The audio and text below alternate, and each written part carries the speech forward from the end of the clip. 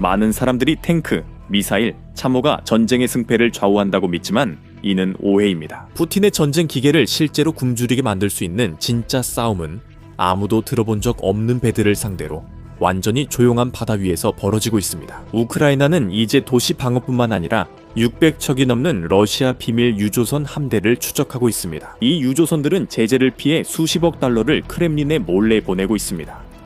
이것들은 군함이 아니라 모스크바와 키이우에 떠다니는 현금 인출기입니다. 병사 없이 국경을 넘지 않고 저렴하고 합법적으로 유조선을 폭파하는 방법을 찾았습니다. 지금부터 푸틴을 괴롭힌 우크라이나의 흥미로운 발견을 알아보겠습니다.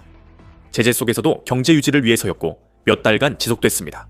분석가들은 세계가 러시아산 석유 차단을 축하할 때 이 네트워크가 조용히 러시아의 제재 회피를 돕는다고 지적했습니다. 이 그림자 선단은 여러 국기를 달고 비공식 경로로 운항하며 차단됐어야 할 수십억 달러를 러시아에 계속 벌어다 줬습니다. 그 유조선들은 총이나 미사일을 싣고 있지는 않지만 우크라이나 도시를 향해 칼리버 순항 미사일을 발사하는 군함만큼이나 중요한 역할을 하고 있습니다. 러시아는 선단을 계속 확장해왔습니다. 현재 선단은 600척 이상으로 침공 시작 시보다 3배 넘게 증가했습니다. 이제 그 선단은 2025년 첫 9개월 동안 하루 7,500만 배럴 석유를 운송할 수 있게 됐습니다. 이 중 113척 은 위장 국기를 달고 인도, 중국 등 구매자에게 약 1,100만 톤 550억 달러 상당 원유를 은밀히 운송했습니다. 그건 푼돈이 아닙니다. 그것이 모여 모스크바 전쟁 자금의 40%를 매달 지원하게 됐습니다. 가격이 내려가도 그 자금은 러시아 전쟁 자금에 쓰입니다. 우크라이나가 공격을 시작하자 전황이 바뀌고 있음이 분명해졌습니다. 선박 타격이 그 예입니다. 우크라이나는 단순히 금속 덩어리를 침몰시키는 것이 아니라 많은 나라들이 다루고 싶어 하지 않았던 체계를 흔들고 있습니다. 성공적인 공격마다 모스크바의 비용이 늘고 항로는 길어지며 이 무역에 얽힌 이들의 두려움도 커집니다. 이것은 다른 외국 정부들로 하여금 자신들이 너무 오랫동안 회색지대의 존재를 허용해왔다는 사실을 인정하게 만듭니다. 이로 인해 러시아는 싫어하는 투명성과 마주하게 됩니다. 선박이 드러나면 모두가 모스크바의 석유 이동 방식을 알 수 있습니다. 이 그림자 선단은 갑자기 생긴 것이 아닙니다. 이것은 제재와 지칠 가격 상한제 도입에 러시아가 압력을 느껴 만든 대응책입니다. 러시아는 석유를 정상적으로 팔며 압류를 감수하거나 자체 네트워크를 구축해야 했습니다. 러시아는 두 번째 길로 서방 기업들이 원하지 않는 노후 유조선을 샀습니다. 이 선박들은 노후하고 보험이 없거나 부족했으며 때로는 실제 소유주를 확인하지 않는 작은 섬나라 국기를 달기도 했습니다. 이 선박들은 회계사도 당황할 정도로 복잡하게 페이퍼 컴퍼니들 간에 거래됐습니다. 더욱 아이러니한 것은 이 유조선들 상당수가 유럽이나 아시아에서 건조돼 평판 좋은 회사가 운항하다가 불투명한 네트워크로 사라졌다는 점입니다. 이 숨겨진 세계에 들어가면 러시아 관련 소유주로 분석된 새로운 그룹이 선박을 운영합니다. 정책연구소 연구원들은 기록을 조사하며 선박들이 러시아 수출 시스템 관련 운영자들에게 얼마나 자주 넘어갔는지 주목했습니다. 이 시스템은 비밀에 기반한 거대한 생태계입니다.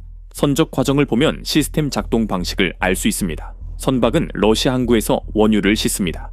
서류가 조정되고 때로는 항해 중에 국기가 바뀌기도 하며 때로는 선박이 추적 시스템을 꺼버리기도 합니다.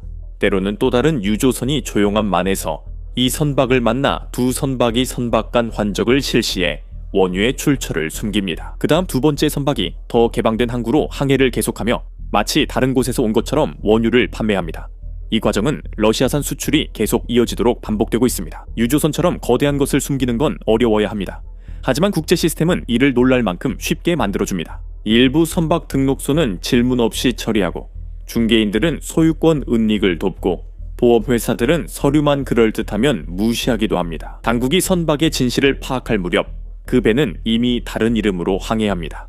제재는 이를 막기 위함이나 그림자 선대는 시스템의 허술함을 드러냅니다. 러시아는 G7 가격 상한제 도입 후에도 허점을 발견해 계속 악용하고 우회 방법을 찾아냈습니다. 이 선박들로 모스크바는 실제 가격과 출처 확인 없이 상한선 초과 가격에 석유를 팔 수 있습니다. 상한제 적용엔 러시아산 석유임을 알아야 합니다. 원산지를 모르면 상한제는 의미가 없어집니다. 그리고 우크라이나가 이 상황을 살펴봤을 때 분석가들은 아주 단순한 공식을 발견했습니다. 러시아가 계속해서 대량으로 수출하는 한, 계속해서 돈을 벌게 되고 계속해서 돈을 버는 한 전쟁도 계속됩니다. 그리고 이것이 바로 이야기의 핵심으로 다시 돌아오게 만듭니다. 그림자 선단의 항해는 러시아 전쟁 예산의 실제 수익을 가져다주며 수치는 거의 일치합니다. 석유 이동이 많을수록 무기, 드론, 미사일, 러시아 군인 급여 자금도 늘어납니다. 이로 인해 이득을 보는 사람들의 전체 사슬이 존재합니다. 유조선 소유주들은 좋은 수수료를 받고, 중개인들은 몫을 챙기며, 트레이더들은 할인 혜택을 받고, 정유업자들은 저렴한 석유를 얻습니다. 모두가 이익을 얻으니 내부 고발을 꺼리고, 이로 인해 침묵 속 음지 경제가 형성됩니다. 러시아는 자유를 주기 때문에 이 시스템을 선호합니다. 규제된 해운 체계에서는 서방이 선박을 압류하고 항로를 차단할 수 있습니다. 그림자 선단의 불분명한 소유 구조는 모스크바의 책임 회피 시간을 줍니다. 이란과 베네수엘라는 이미 유령 유조선을 활용하고 러시아와 화물 혼합으로 추적을 더욱 어렵게 만들고 있습니다. 우크라이나는 그 전략을 보고 어깨를 으쓱이며 답은 그 전략을 버리는 것이라 결정했습니다. 여기서 우크라이나의 전략적 전환이 확실해집니다. 이제는 러시아의 전쟁 지속을 돕는 시스템을 방해하고 있습니다. 우크라이나는 러시아 해군과 미사일을 발사하는 함선을 목격했고, 러시아 경제를 통해 그 미사일 자금을 대는 유조선도 보았습니다. 우크라이나는 해상 드론 전부를 표적으로 삼기 시작했고, 장거리 타격과 정보 작업이 아이디어와 결합되고 있습니다. 우크라이나의 공격은 흑해에서 시작됐지만 거기에 머물지 않았습니다. 11월 28일 우크라이나 시베이비 드론이 러시아 관련 유조선 카로스와 비라트를 공격했습니다. 두 선박은 감비아 국기를 단 노후 선박이었습니다. 터키 해안 보스포루스 근처에서 카로스호는 큰 불길에 휩싸였고 비라트호는 심각한 손상을 입었습니다. 터키 구조대가 선원들을 모두 무사히 구조했지만 선박들은 심각하게 손상된 채로 남았습니다. 수백만 달러의 수리비와 운항 중단을 앞두고 터키 해안의 유조선 화재는 그림자 선대의 존재감을 드러냈습니다. 그 공격은 시작에 불과했습니다. 며칠 뒤 우크라이나가 러시아 항구로 가던 유조선 두 척을 추가 공격했습니다. 해상 드론이 선박에 돌진해 긴급 구조대가 출동했습니다. 화재가 발생하며 이 선박들도 충분히 파괴될 수 있다는 메시지가 명확해졌습니다. 12월 2일 미드볼가 아이아이호가 테르카이 해안에서 100km 넘게 떨어진 곳에서 공격당했습니다. 그 선박은 해바라기유를 조지아로 운송했지만 여전히 그림자 선단에 속해 있었습니다. 그 공격을 통해 우크라이나는 러시아의 제재 회피 시스템과 연관된 어떤 선박이라도 공격할 의지가 있음을 보여주었습니다. 인명피해는 없었지만 피해는 작전을 방해하고 선단에 경고를 주기에 충분했습니다. 승무원들의 생명에 대해 말하자면 이 유조선들 대부분은 러시아의 전쟁과 아무 관련 없는 승무원들과 함께 항해하고 있습니다. 이것이 진정한 도덕적 딜레마를 만듭니다.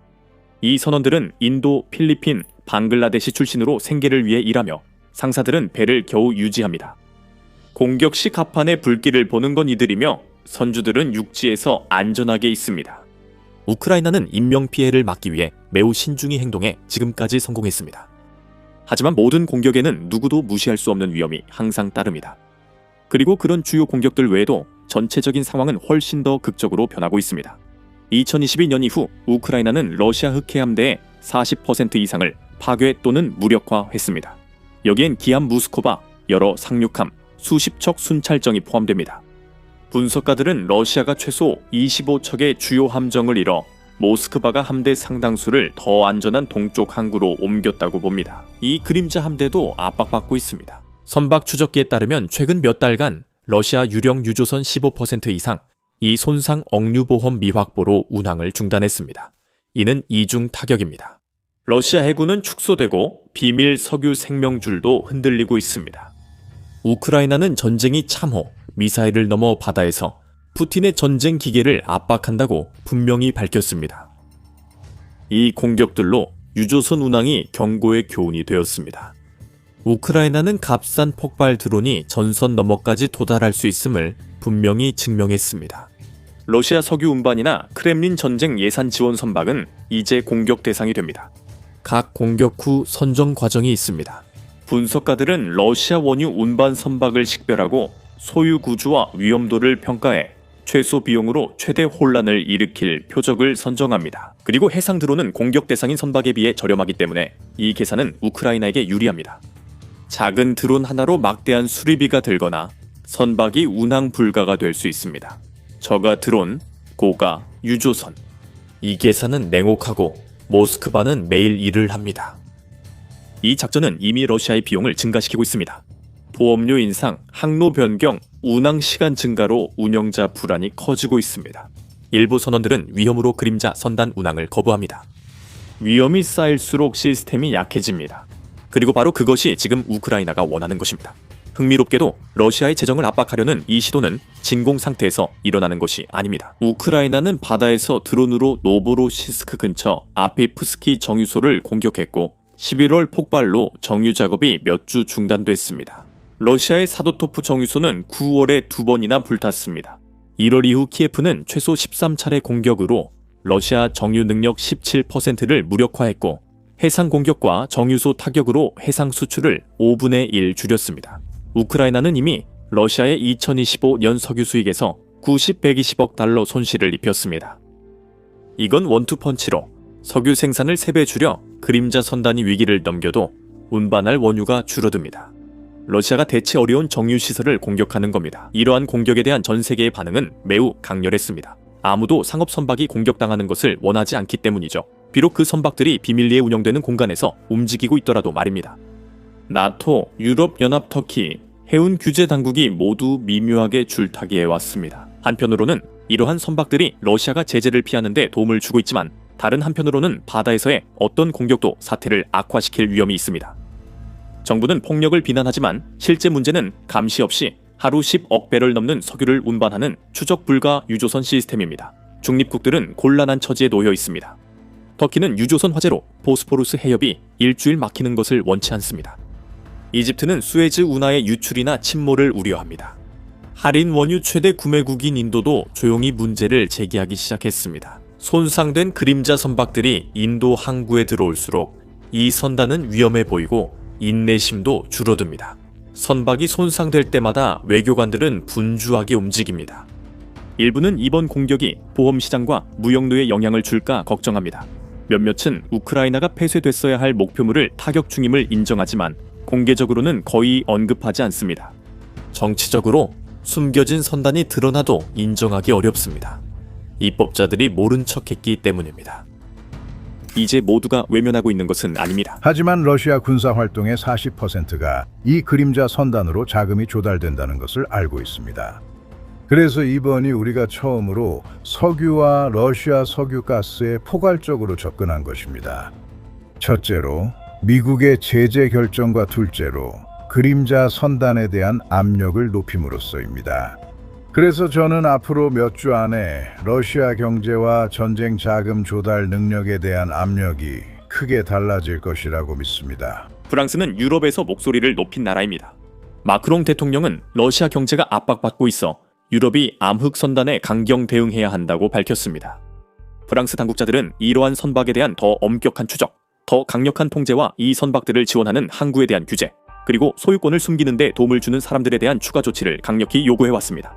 그들의 메시지는 단순합니다. 제재 효과를 원한다면 이 선단의 존재를 외면하지 말아야 합니다. 공격 뒤의 법적 문제는 복잡합니다. 이 그림자 선단은 해양법의 틈새에 있습니다. 많은 선박이 등록이 제대로 안 되었거나 감독이 약한 곳에 등록되어 있습니다. 몇몇 선박은 보험이 만료됐고 다른 선박은 실제 소유주와 다른 서류로 운항합니다. 이런 선박 사고 시 책임자가 명확하지 않습니다. 기국은 통제 불가하고 소유주는 유령 회사일 수 있습니다. 선원들은 대행사에 등록됐지만 그 대행사와 연락이 안 될 수 있습니다. 이로써 모든 사건이 빠진 퍼즐이 됩니다. 이 선박들이 감시를 피하는 이유는 단순합니다.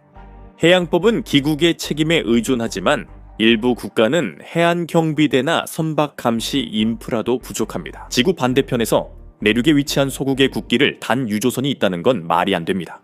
그런데 현실은 그렇습니다. 감시가 없으면 선주들은 등록국과 관리회사를 바꾸고 확인 없는 대행사로 서류를 갱신합니다. 이건 마치 법적인 한계와 같아서 문제가 생겨도 모두가 어깨를 으쓱하게 만듭니다. 이런 불분명함이 바로 러시아가 원하는 것입니다. 소유권 추적이 어렵다면 러시아의 선박 사용을 처벌할 수 없습니다. 공격이 시작되면 시스템이 무너지기 시작합니다. 규제 당국이 주목하고 항구에서 질문이 늘며 추적회사와 기자들은 숨겨진 소유권 경로를 파헤칩니다. 전 세계가 더 면밀히 들여다보게 되면 그림자 선대의 전체 목적이 서서히 무너지기 시작합니다. 그리고 마침내 세상이 주목하게 되면 그 파장은 바다에만 머물지 않습니다. 이런 공격은 에너지 시장에 영향을 주었고 유조선 공격이나 항로 변경 때마다 가격이 오릅니다. 그림자 선대의 4분의 3을 운항하는 인도와 중국도 흔들리기 시작했습니다. 이제 정유소들은 유조선이 공격을 받거나 억류될 위험을 감수하기 위해 추가 할인을 요구하고 있습니다. 항해 도중에 말이죠. 가격에서 1달러가 더 깎일 때마다 그게 곧 이익입니다. 모스크바는 정유업체들이 지연을 걱정한 적 없고 구매자들은 공급망 조정에 분주합니다. 작은 혼란이라도 꾸준한 흐름에 의존하는 시장을 흔들 수 있습니다. 러시아 석유 수출은 세계 공급에 영향이 커서 불확실성이 빠르게 확산됩니다. 이번 파업은 네트워크가 비밀과 허점에 의존할 때 구조가 매우 취약함을 보여줍니다. 작은 균열도 큰 영향을 줄 수 있습니다. 러시아 내부에서 압력이 커지고 있으며 최근 우크라이나의 공격 이후 블라디미르 푸틴은 자신의 분노를 분명히 드러냈습니다. 그는 우크라이나를 바다에서 완전히 차단하겠다고 위협하며 공격이 계속되면 러시아가 파트너 국가의 유조선도 공격할 수 있다고 경고했습니다. 이 발언은 크렘린과 국제 언론에 보도됐으며 모스크바의 동요를 보여줍니다. 그림자 선대는 경제적 도구가 아니라 제재에도 불구하고 러시아산 석유 유통을 지키는 방패입니다. 이 선대에서 선박 손실은 러시아가 안전하다고 믿던 곳에 타격을 주는 것입니다. 푸틴이 크게 화내는 것도 당연합니다. 러시아는 주요 항로에 해군 호위와 감시를 강화했습니다. 모스크바는 우크라이나가 상업 선박을 위협한다고 세계에 알리려 하지만 공격받는 선박들은 정상 규칙과 동떨어져 운항 중입니다. 러시아는 해상 안정의 수호자를 자처하지만 현실은 무시할 수 없습니다. 진짜 불안정성은 관할권을 피해 안전을 무시하고 크렘린의 전쟁 자금만을 위한 노후 유조선 함대에서 비롯됩니다. 크렘린은 우크라이나와 동맹국을 해적에 비유하지만 실제로 많은 선박이 추적 없이 항해하는 점에서 이 주장은 설득력이 떨어집니다. 많은 유조선들이 보험 미가입 또는 최소한의 보험만 들었고 일부는 불법 기름 투기로 적발되며 기본 안전 규칙도 위반합니다. 러시아가 규제된 선박을 썼다면 이런 일은 없었을 겁니다. 하지만 러시아는 제재 회피를 위해 비규제 선단을 만들었습니다. 이제 그 선단이 표적이 되자 모스크바는 자신들이 피하려던 국제 시스템의 동정을 구하고 있습니다. 진짜 문제는 우크라이나의 선박 공격이 아니라 세계가 러시아의 선박 대체를 허용할지 여부입니다.